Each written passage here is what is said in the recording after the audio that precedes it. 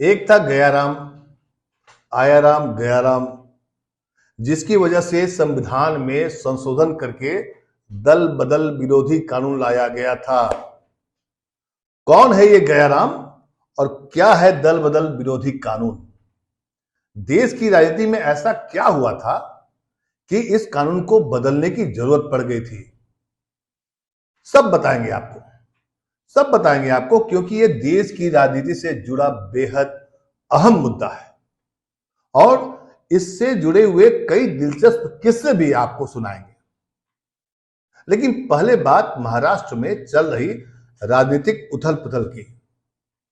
महाराष्ट्र में क्या चल रहा है? आपको याद होगा कि 2019 के विधानसभा चुनाव के बाद से महाराष्ट्र की राजनीति में हर वक्त एक्सपेरिमेंट हो रहा है। मतलब एक्सपेरिमेंट लैब बन गया है महाराष्ट्र की धरती।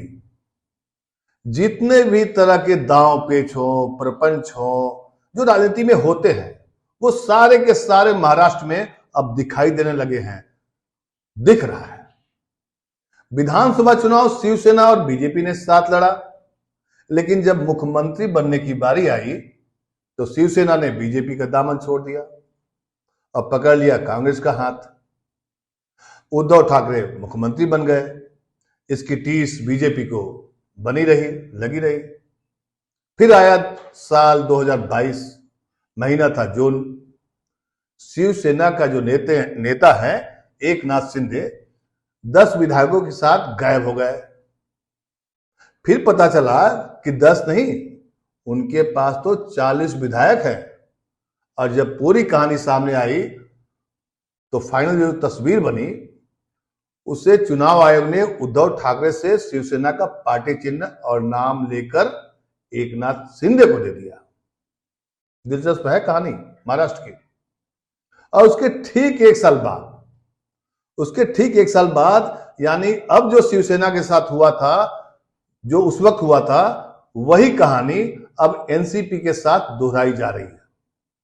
अजीत पवार एनसीपी विधायकों को बीजेपी को लेकर बीजेपी में शामिल हो गए, मतलब बीजेपी की सरकार में शामिल हो गए।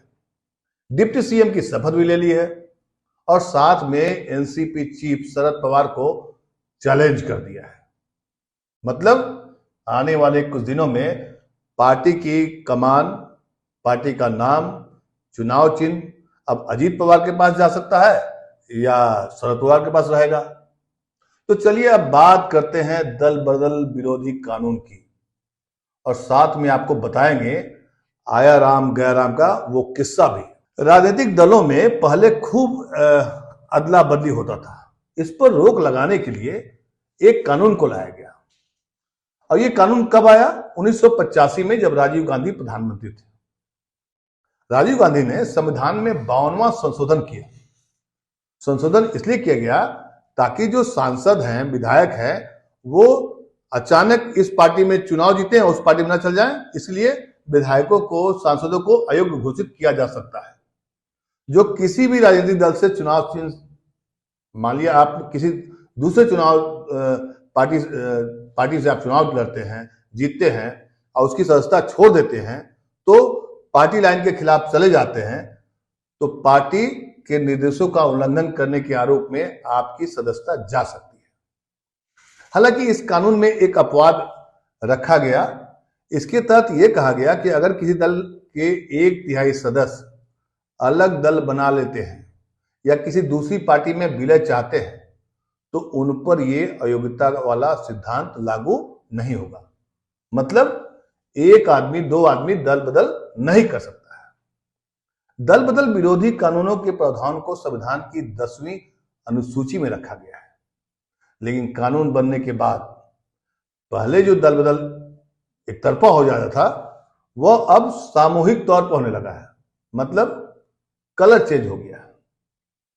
इस कानून की वजह से संसद को 2003 में 91 संशोधन करना पड़ा।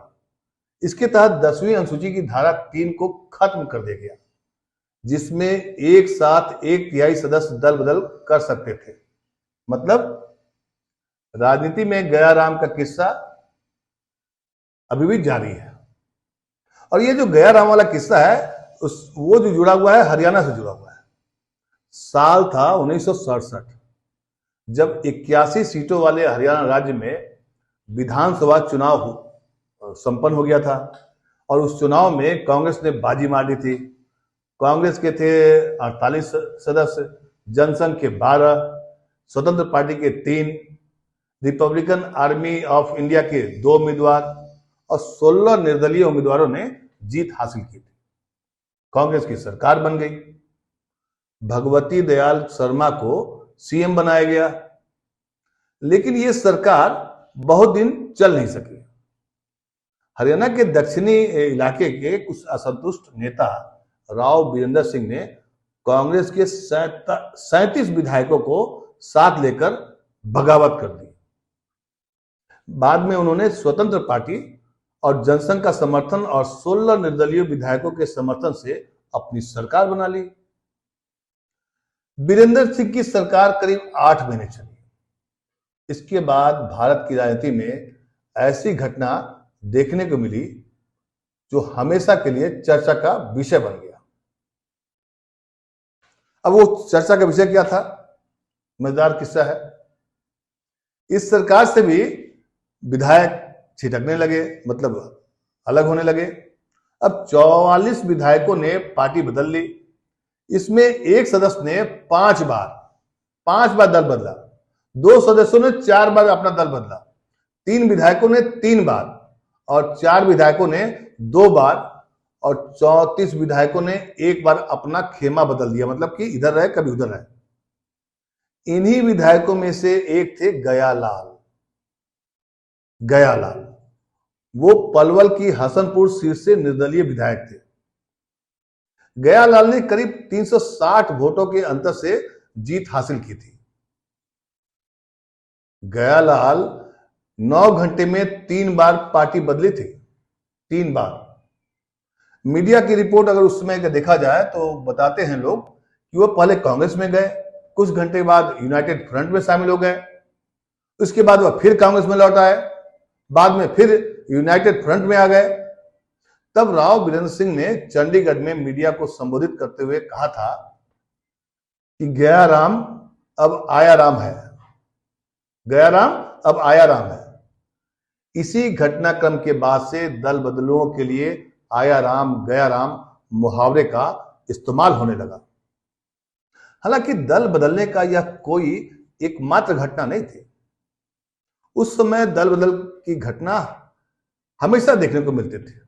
इसके बाद 1980 के दशक में ऐसी घटनाओं में खूब तेजी देखने को मिली और यही सब अब महाराष्ट्र की राजनीति में देखने को मिल रहा है। जो राजनीतिक दल होते हैं वो दल बदल करके कई बार इधर चले जाते हैं, कभी उधर चले जाते हैं। ये देश की जनता के साथ धोखा तो है, या कह सकते हैं कि लोकतांत्रिक ढांचे के लिए खतरा भी है। लेकिन क्या करिएगा, अमृतकाल चल रहा है। जनता जो अपने प्रतिनिधि चुनती है, कई बार नेता सिर्फ इसलिए जीत जाता है क्योंकि वो किसी पार्टी के नाम पर चुनाव लड़ता है, इसलिए चुनाव जीत जाता है। जनता पार्टी की नीतियों को अपने हक में समझाते हुए नेताजी को वोट दे देती है, लेकिन नेताजी जैसे ही चुनाव जीतते हैं, सेहरा उनके सर पर सजता है, खुद को बेचने के लिए निकल पड़ते हैं और जाकर बैठ जाते हैं उसी पार्टी के गोद में जिसके विरोध में जनता ने उन्हें जिताया था। अब ये जनता के साथ धोखा नहीं तो और क्या है? जिस राजनीतिक पार्टी को जनता नहीं चाहती थी, मतलब हमने आपके खिलाफ वोट जाकर दिया था, तो पता चलता है कि उसी की सरकार बन गई है और आपके विधायक उसमें शामिल हो गए हैं। मतलब चुनाव के बाद नेता लोगों की खरीद और बिक्री तो अब ऐसे होने लगी है जैसे सब्जी मंडी में सब्जियां बिकती हैं। इसी पर रोक लगाने के लिए राजीव गांधी ने 1985 में दल बदल विरोधी कानून लेकर आए थे, लेकिन आजकल दल नहीं बदला जा रहा है। पूरे के पूरे पॉलिटिकल पार्टी पर ही कब्जा कर लिया जाता है। महाराष्ट्र में क्या हो रहा है? आप देखिए, शिवसेना की पूरी पार्टी रातों रात चेंज हो गई, बदल गई, और अब एनसीपी। तो ये था किस्सा आयाराम और गयाराम। आयाराम गयाराम राजनीति में खूब चलने लगा है, लेकिन ये शब्द पहले बहुत याद किए जाते थे। बीच का दौर लगभग समाप्त हो गया था। अब महाराष्ट्र की घटना को देखिए तो आपको समझ में आएगा कि देश में जो अमृतकाल की जो राजनीति हो रही है, अमृतकाल में जो राजनीति हो रहा है, आजादी का अमृतकाल हम लोग मना रहे हैं, ऐसे में राजनीति का ये विद्रूप रूप, जिसमें जनता के साथ धोखा किया जा रहा है, ये अमृतकाल में हो रहा है। आपको ये रिपोर्ट कैसी लगी? आप हमें जरूर अपने कमेंट बॉक्स में कमेंट करके जरूर बताइए। नमस्कार।